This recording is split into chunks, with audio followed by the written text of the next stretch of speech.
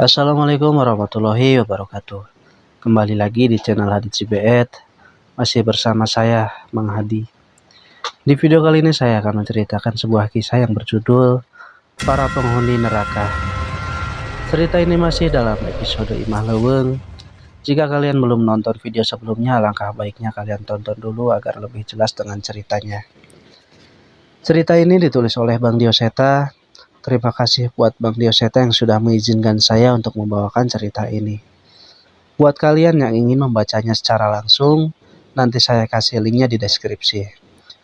Sebelum lanjut videonya, buat kalian yang belum subscribe ke channel ini, mari bantu klik tombol subscribe-nya dan nyalakan lonceng notifikasinya, agar kalian tidak ketinggalan cerita-cerita terbaru dari channel ini. Dan kalau kalian suka dengan cerita yang saya bagikan, silahkan klik tombol like-nya dan bantu share video ini sebanyak-banyaknya. Agar kalian tidak penasaran, yuk langsung aja kita mulai ceritanya.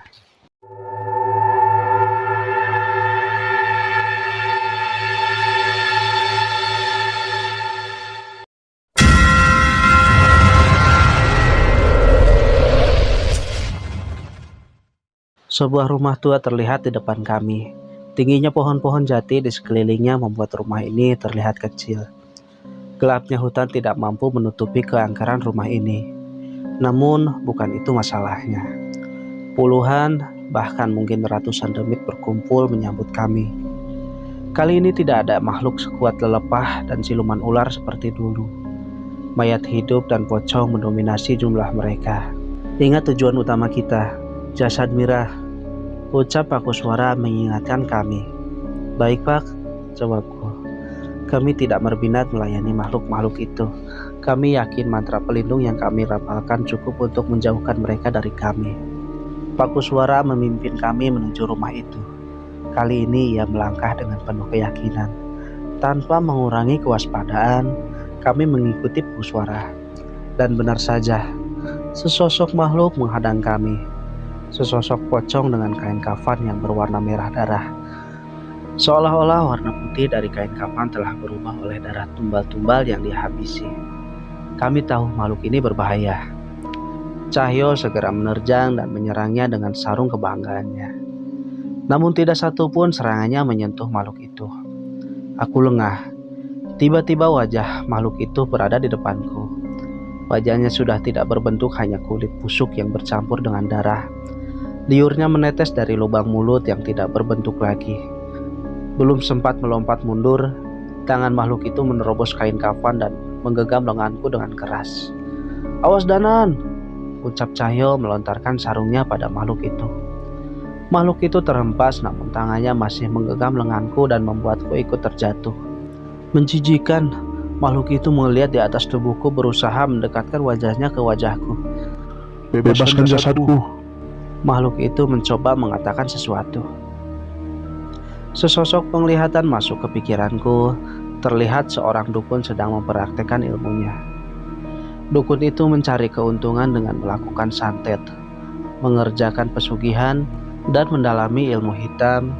Salah satu tamunya adalah Mbah Wira. Di akhir penglihatan, terlihat sang iblis yang memberinya ilmu menuntut apa-apa yang menjadi haknya. Terlihat mata sang dukun terbakar. Sesuatu menarik lidahnya hingga tak lagi tersembung. Tubuhnya mulai melepuh. Rasa sakit yang amat sangat menyelimuti tubuhnya. Ia harus mencarikan tumbal untuk iblis itu demi menghilangkan rasa sakitnya. Danan, teriakan Cahyo membangunkanku. Aku melihat ke sekitar. Sesosok pocong itu tidak lagi ada. Kemana makhluk itu? Tanyaku. Hilang. Persis saat kamu kehilangan kesadaran. Jelas Cahyo. Dia dukun yang menjerumuskan Mbak Wira, ucapku sambil mencoba kembali berdiri. Aku menceritakan sedikit tentang apa yang disampaikan makhluk itu kepadaku, kepada Pak Kuswara dan Cahyo. Terlihat mereka semakin geram dengan ulah Braka Raswana. Sebaiknya segera kita selesaikan urusan ini, agar tak lebih banyak manusia yang terjerumus, ucap Pak Kuswara. Kami mempercepat langkah kami. Saat ini pintu Imah Leuweung sudah tidak lagi tertutup. Ada hal besar yang akan menyambut kami di sana. Brengsek, tempat ini tidak bisa lagi disebut rumah. Tempat ini lebih pantas disebut sarang, Sarang demit, ucap Cahyo dengan kesal. Aku tahu mengapa Cahyo mengatakan itu. Saat memasuki rumah ini saja sekumpulan demit sudah menyambut kami. Yang paling menarik perhatianku adalah setan perempuan yang merayap terbalik di antara dinding dan langit-langit tembok. Kami melanjutkan menelusuri tempat ini. Setidaknya mantra pelindung masih bisa menghalau niat demit itu untuk menyerang. Di sini, ucap aku suara sembari menghentikan langkahnya. Di sini aku terakhir melihat Mira dalam keadaan hidup. Cerita Paku Suara di sebuah ruang tengah yang di ujungnya terdapat pintu kamar dengan ruangan yang cukup besar. Paku Suara harus menceritakan kejadian itu pada kami. Tapi sebaiknya setelah kita mengalahkan makhluk itu, ucapku sambil memegang pundak Mbah Wira. Itu ruangannya, di ruangan itu jasad Mira dikorbankan. Tunjuk Paku Suara. Energi jahat yang kuat memang muncul dari ruangan itu. Kalaupun Brakaraswana bersembunyi di sini, ia pasti ada di ruangan itu. Pintu terbuka, ruangan itu seolah memang menyambut kedatangan kami. Baru selangkah saja kami memasuki ruangan itu, sebuah serangan berbentuk kumpulan asap hitam mengelilingi kami. Rasa panas muncul dari asap-asap yang menyuntuk tubuh kami. Merasakan ada bahaya yang lebih besar, segera aku membacakan mantra penghalau untuk menyingkirkan semua asap-asap ini hingga perlahan asap-asap ini menghilang. Cahyo, Paku Suara, teriakku mencari keberadaan mereka. Tunggu, ada yang tidak beres. Aku tidak lagi berada di ruangan yang sama. Aku mencoba mengenali tempat ini, namun hanya hutan dengan pohon-pohon hitam yang berada di sekeliling tempat ini. Bau busuk sangat menyengat mengganggu indera penciumanku, dan segera aku sadari bau itu berasal dari tumpukan mayat yang tidak utuh di sekitarku. Cahyo! Teriakku sekali lagi berharap mereka selamat. Aku melihat sekeliling mencoba mencari petunjuk, namun sebelum sempat menengok ke belakang, sebuah cakaran besar menggores wajahku. Itu adalah makhluk tadi, setan perempuan yang merayap terbalik di antara dinding dan langit-langit tembok. Kali ini ia merayap di antara pohon-pohon mencoba untuk menyerangku kembali. Hihihihi, tumbal. Aku ingin tumbal. Ucap makhluk itu bersiap menyerangku. Aku mundur, mencoba bertahan dan mencoba mengeluarkan keris raga sukmaku. Tapi tunggu, keris itu tidak ada. Aku panik, namun aku tetap harus fokus mengalahkan makhluk itu terlebih dahulu. Amalan pedangku bacakan dan siap menembus tubuh makhluk itu.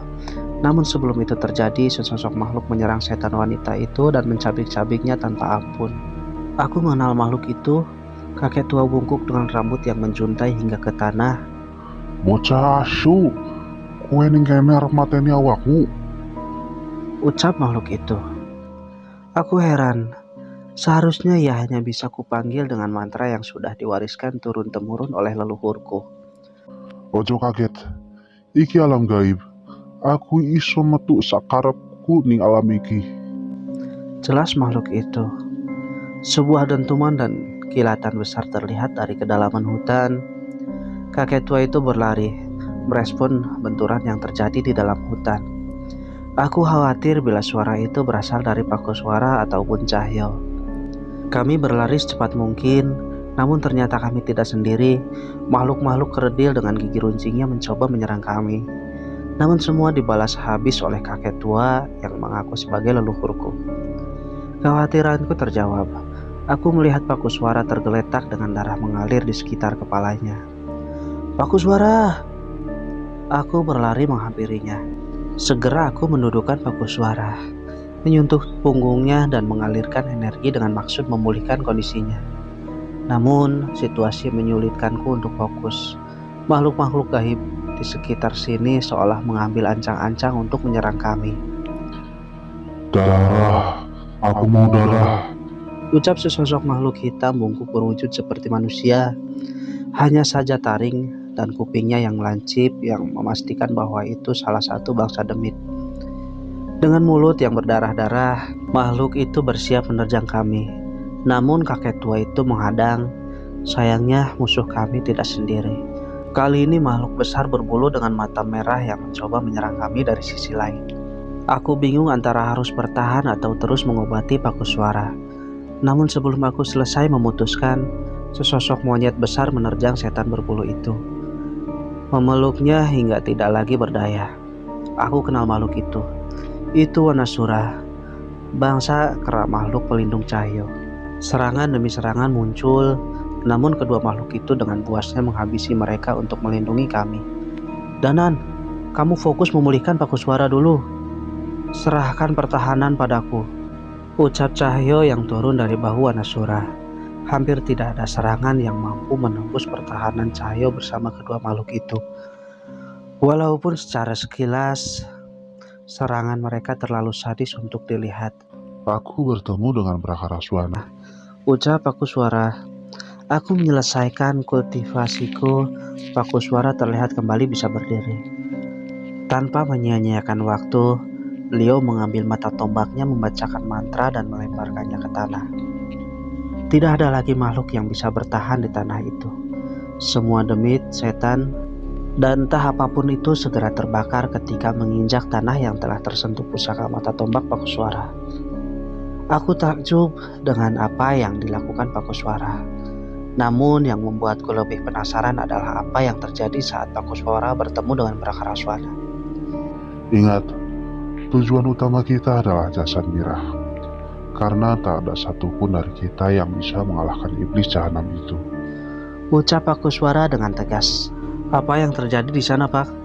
Tanya Cahyo. Kalian akan melihatnya sendiri. Yang perlu kalian persiapkan adalah hati kalian jangan sampai menghitam karena godaan. Jelas paku suara. Tepat di tengah hutan, sebuah padang rumput mati berada di depan kami. Bulan purnama terlihat semakin terang menyinari pohon-pohon hitam yang mengelilingi padang ini. Namun, bukan itu yang mengerikan. Terlihat sebuah kepala tertusuk oleh kayu yang runcing dengan badan dan tergantung di bawahnya. Kami kenal wajah itu. Itu kepala Mbah Wira. Tak hanya satu, banyak jasad tertancap di sana. Salah satunya adalah dukun yang diperbudak iblis itu dalam wujud pocong merah. Dan yang terakhir terlihat paling mengenaskan, tubuh anak wanita dengan leher yang tidak menyatu lagi dengan badannya. Satu bola matanya menggantung, dan makhluk menyerupai anjing melumat bagian tubuhnya. Aku tebak, itu adalah Mirah. Mungkin ini yang menyulut amarah paku suara sehingga dengan mudah dikalahkan oleh Prakaraswana. Aku menengok paku suara, khawatir emosinya akan tersulut kembali. Namun ternyata tidak. Wajahnya seolah telah siap menghadapi ini semua. Angin berhembus kencang. Aku melihat sekeliling. Sosok manusia muncul dari tengah-tengah padang rumput. Aku penasaran. Namun energi hitam dari tubuhnya membuatku menyadari siapa dia. Kenapa kalian tidak menjadi pengikutku saja? Semua yang kalian inginkan akan kalian dapatkan. Ucap makhluk itu dengan tenang. Kau pikir setelah kami melihat apa yang terjadi dengan Mbah Wira dan dukun itu, kami mau menjadi pengikutmu? Balas Cahyo. Shh, jangan balas perkataannya. Semua yang keluar dari mulutnya adalah godaan. Ucap paku suara. Jaga dan tenangkan jiwa kalian. Lanjutnya. Berbeda dengan Cahyo dan paku suara yang bisa berbicara dengan tenang. Aku kehilangan rasa tenangku. Aura gelap dari Prakaraswana benar-benar mengintimidasi, seolah-olah kekuatan kami tidak ada apa-apanya dibanding dia. Aku neng kene bocah asu. Sadurunge kowe mati demit kowe ngadapi aku disit. Ucap kakek tua itu sambil berusaha melindungiku. Prakaraswana mengambil sebuah kepala yang tergeletak di tanah. Menginggit bola matanya, meremasnya dengan tangannya hingga terlihat darah bermunceratan. Yang aku takutkan terjadi. Makhluk itu melirik dan berjalan ke arahku. Sepertinya dia menyadari rasa takutku. Kakek tua itu segera berdiri di depanku, mencoba mengambil posisi untuk melindungiku. Elingo jenengku. Saiki celuk aku yang Widarpa. Ucap kakek tua itu sambil menerjang Prakaraswana. Tanpa menahan kekuatan, Yang Widarpa segera melompat dan mencoba meremas kepala Prakaraswana. Tapi tidak semudah itu. Sebuah tangan, bukan, Itu ekor ular raksasa yang berasal dari tubuh Brakaraswana menghempaskan tubuh kakek tua itu. Merespon serangan itu, Wanasura menerjangkan pukulan ke tanah dan melontarkan batu dan tumpukan mayat ke arah Brakaraswana. Dari punggungnya terlihat Cahyo melompat menarik sarung senjatanya dan melibas ke arah setan jahanam itu. Tak ketinggalan Pakusuara membaca mantra pembakar dan menyerang Brakaraswana. Api menyala menyelimuti makhluk itu. Berharap itu bisa melumpuhkannya walau sebentar. Tapi ternyata kami salah. Belum sempat kami bertahan, Brakaraswana melesat, menggenggam tangan Cahyo dan membantingnya ke tanah. Sontak darah bermuncaratan dari mulut Cahyo. Aku merapalkan ajian lebur saketi, serangan jarak jauh untuk menyerang tubuh dari Brakaraswana. Namun ia sama sekali tidak bergeming. Ilmu bahkan tak mampu menjatuhkan satu helai pun rambutku. Bocah ingusan. Ucap makhluk itu meremehkanku. Sebuah mantra leluhur muncul di pikiranku, dan tanpa sadar aku merapalkannya. Jagat lelembut, boten duwe wujud. Kulo nimbali, surga loko surga kayangan. Ketuh mulih sampun ampani, tekan asa, tekan sedanten. Kali ini mantra terucap tanpa keris di tanganku. Rintik hujan mulai turun. Eyang Widarpa kembali di sisiku. Sambung ke roh alam tersebut. Rino malam dari siji, rakalan jiwo bisa nyawiji. Eyang Widarpa melanjutkan mantra yang kuucap, dan hal aneh terjadi. Rambutku memanjang dan memutih. Taring muncul dari mulutku dan tanganku, yang saat ini lebih pantas disebut sebagai cakar. Namun saat ini keris pusaka Raga Sukma tergenggam di tanganku. Kekuatan besar mengalir di tubuhku. Tak berniat mencari tahu, aku segera bergegas menuju Brakaraswana dan mulai menyerangnya. Iblis jahanam, hanya neraka tempat yang pantas untukmu, ucapku sambil menghunuskan keris ke tubuhnya. Makhluk itu menahan dengan tangannya, namun beda dengan sebelumnya. Kali ini keris ini menembus tangannya hingga mengeluarkan darah yang berwarna hitam. Aku menoleh ke arah Cahyo. Terlihat Pakusuara sedang menolongnya. Aku sedikit lega dan mencoba untuk terus menyerang.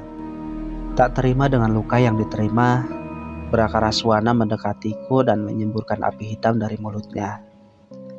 Aku hampir tak sempat menghindar, tapi sebelum mengenai tubuhku, Wanasura menerjang Brakaraswana hingga serangannya tidak mengenaiku. Mas Danan, pakai ini, teriak Pakusuara sambil melemparkan mata tombak pusaka andalannya. Aku menangkapnya dan segera melemparkannya mata tombak itu bersamaan dengan ajian lebur saketi dan berharap itu bisa menembus tubuhnya. Terdengar makhluk itu merasa kesakitan.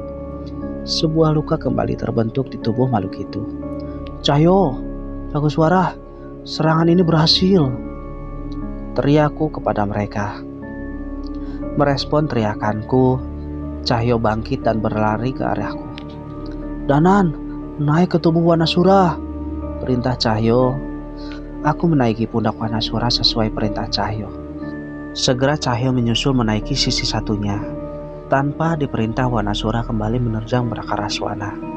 Aku kembali menarik mata tombak Pakusuara mencoba menyerangnya kembali. Namun makhluk itu menghindar. Brakaraswana melibaskan ekor ularnya menyerang kami, namun ditahan oleh Wanasura. Kita bisa mengalahkan makhluk ini, ucapku pada Cahyo. Dia memfokuskan mantranya untuk memperkuat Wanasura. Pertarungan sengit terjadi. Serangan demi serangan beradu tanpa henti. Tanpa kami sadar, ratusan, bahkan mungkin ribuan demit hutan ini berkumpul menyaksikan pertarungan kami. Sekali lagi aku merapalkan mantra dan melemparkan mata tombak milik Pakusuara. Kali ini benda itu menancap di dahi makhluk itu. Tidak mungkin, aku tahu benda ini, ucap makhluk itu tiba-tiba. Ini milik Chandramukti, manusia baik. Dari mana kamu dapatkan benda ini? Ucap makhluk itu sambil berteriak sekeras-kerasnya. Kami tak mau meladeni ucapannya. Kalau itu milik Chandramukti, Berarti seharusnya itu bisa digunakan untuk mengalahkannya. Danan, tarik mata tombaknya, kali ini gabungkan mantra kita, ucap Cahyo. Aku menarik kembali mata tombak itu dan menyerahkannya kepada Cahyo. Sebuah mantra dibacakan olehnya. Tak ketinggalan aku menarik tenaga dari keris Raga Sukma dan menghujamkannya di tubuh Brakaraswana. Makhluk itu berteriak dengan keras. Terdengar sebuah kekesalan, terdengar dari teriakannya. Jangan sombong, manusia lemah. Jika itu milik Chandramukti, maka hanya cara yang sama yang bisa mengalahkannya. Teriak Brakaraswana dengan penuh amukan. Api besar muncul dari dalam tanah membakar tubuh Brakaraswana. Kulitnya melepuh terbakar, terkelupas dengan begitu menjijikan. Namun tubuhnya membesar dan matanya memerah. Cahyo, Danan, mundur, teriak Pakusuara. Belum sempat merespon Pakusuara, sebuah lengan besar penuh darah menyerang kami. Kami terpental dan berusaha berdiri. Inilah yang membunuh Chandramukti, perjanjian dengan Raka. Dan ini juga yang akan membunuh kalian, ucap setan itu. Tak cuma omong kosong, tanpa sempat berdiri wujud setan itu menginjak Wanasura, melilitkan ekor ularnya pada Cahyo dan menyerangku dengan pukulan yang bertubi-tubi. Darah segar mengalir dari mulutku. Bahkan wujud ini tidak mampu menahan kekuatan Brakaraswana. Aku berusaha melepaskan diri namun tak berguna. Matilah dan jadilah tulangku, ucap makhluk itu dengan meremas tubuhku dan bersiap menggigit kepalaku. Ternyata kematian belum siap menerimaku. Pakusuara membacakan mantra dan mata tombak yang tertancap di Brakaraswana mengeluarkan ledakan yang membatalkan makhluk itu. Merasa kesal, Brakaraswana bangkit dan menerjang Pakusuara. Mantra pelindung telah dirapalkan, namun kekuatan setan itu terlalu besar. Setan itu menghajar Pakusuara tanpa ampun. Kami menaiki Wanasura dan mencoba menolong Pakusuara.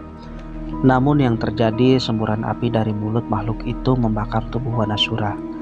Danan, jasad Mirah, teriak Pakusuara dengan darah berhamburan dari mulutnya. Kami tak mempedulikan dan tetap berusaha menyelamatkan Pakusuara. Makhluk itu kembali bermaksud menyerang kami, tapi sekali lagi Pakusuara menyerang dengan mata tombak dan dibalas dengan pukulan yang sadis. Jangan bodoh, selamatkan jasad Mirah. Ingat, aku masih ada pusaka pengganti raga, ucap Pakusuara. Mendadak aku teringat pusaka yang diserahkan ke Dio. Bisa jadi itu yang dimaksud Pakusuara. Kami menjadi sedikit tenang dan segera menaiki Wanasura. Namun yang terjadi setelahnya sama sekali tidak ingin kami lihat. Brakaraswana memukuli Pakusuara hingga darah berceceran di mana-mana. Tak cukup sampai di situ, makhluk biadab itu menarik lengan Pakusuara hingga putus dan melumat kepalanya hingga tak berbentuk. Aku sekuat tenaga menahan emosiku, berpegangan pada Wanasura dan menerjang jasad Mirah. Mendadak terlihat sebuah pohon beringin besar di ujung hutan ini. Setelah mendengar cerita tentang pohon ini, kami tak ragu lagi menuju ke sana. Bersambung. Terima kasih buat yang sudah nonton video ini. Jangan lupa klik tombol like-nya dan share video ini sebanyak-banyaknya. Dan buat Bang Dioseta, terima kasih yang sudah mengizinkan saya untuk membawakan cerita ini. Mohon maaf bila ada salah-salah kata. Saya Hadi pamit undur diri. Wassalamualaikum warahmatullahi wabarakatuh.